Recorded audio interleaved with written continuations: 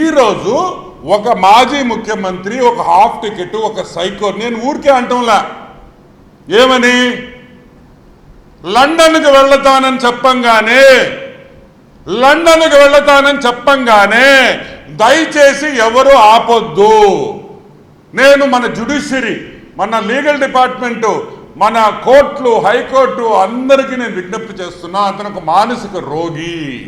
He is mentally retarded అంటే మీకు అందరికీ తెలుసు.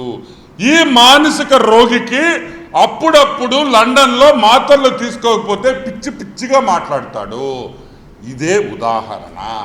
ఇంకో విషయం ఈ మానసిక రోగి గురించి చెప్తా. ఏందా మొన్న ఫ్లడ్స్లో అది కూడా ఎట చెప్తాడా, జైలు మొన్న ఫ్లడ్స్ మొన్న వచ్చిన వానల్లో 60 మంది చనిపోయారు. చంద్రబాబు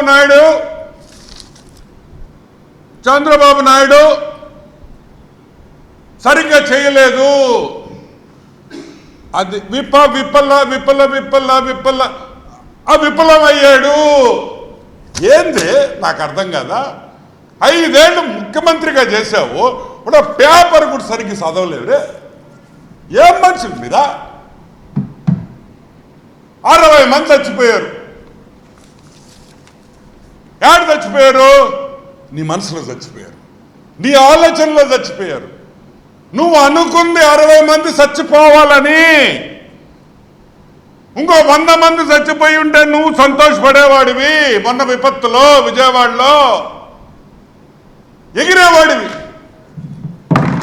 చంద్రబాబు నాయుడు ముఖ్యమంత్రి అయిన తర్వాత విజయవాడలో 100 మంది చచ్చిపోయారు అని.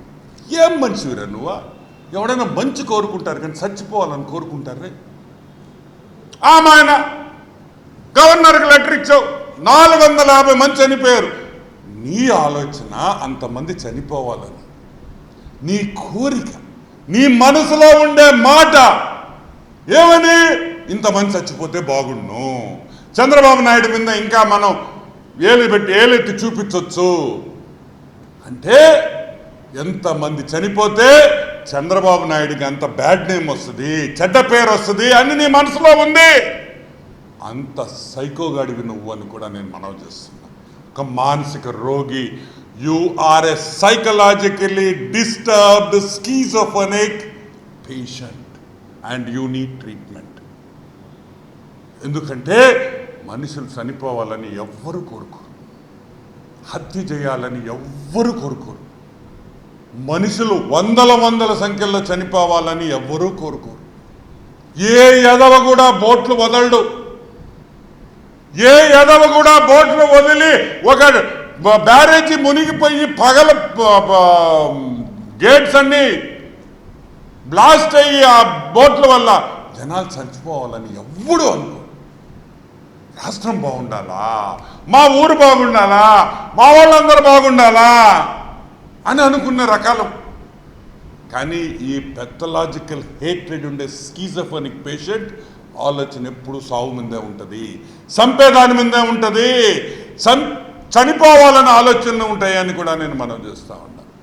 కాబట్టి ఈ హాఫ్ టికెట్ జగన్మోహన్ రెడ్డి మా ఛాలెంజ్ని స్వీకరించాలి. నీ కొంప మీద మేము శాంతియుత నిరసన చేస్తాం, లేకపోతే క్షమాపణ చెప్పు, తప్పైందని చెప్పు. నేను పొరపాటని చెప్పాను, మా వాళ్ళు గూండాల్లాగా పథకం ప్రకారం కత్తులతో, కర్రలతో, బీర్ బాటిల్స్తో వచ్చి తెలుగుదేశం పార్టీ మీద, ఆఫీస్ మీద అటాక్ చేశాము, దాడి చేశామని చెప్పు. సిగ్గుంటే. లేదంటే మేమిచ్చిన ఆఫర్ తీసుకో. అన్ని కేసులు విత్డ్రాన్. ఇంకా నో మోర్ కేసెస్. సింపుల్. మేము కూడా ధర్నా చేస్తాం, ఎటువంటి కేసులు ఉండవు. ఎందుకంటే మీరు కేసులు కూడా పోలీస్ స్టేషన్లో చెప్పరు, ఎందుకంటే అది శాంతియుతమైన నిరసన ర్యాలీ కాబట్టి. వెంటనే ఈ ఛాలెంజ్ స్వీకరించాలి. లేదా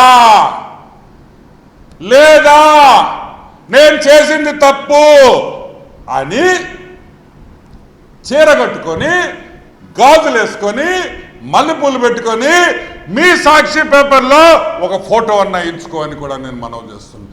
ఎందుకంటే మాట అంటున్నాను తెలుసా, దేనికైనా ఒక లిమిట్ ఉంటుంది.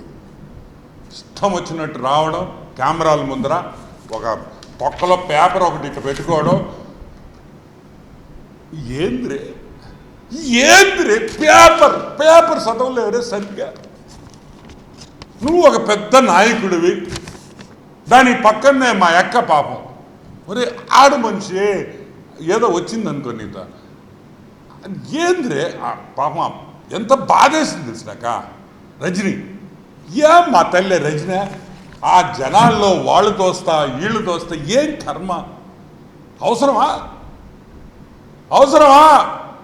నువ్వు ఎంత అన్ఈజీగా ఫీల్ అవుతున్నావో నేను చూసా ఆ రోజు కెమెరాలో.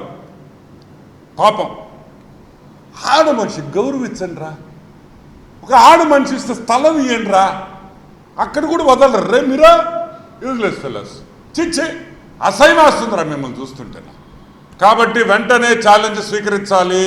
కేసులు విత్డ్రా చేసేదానికి, కేసులు వెనక్కి తీసుకునేదానికి మేము సిద్ధం. సిద్ధం. We are ready. ఛాలెంజ్ తీసుకోండి, స్వీకరించండి.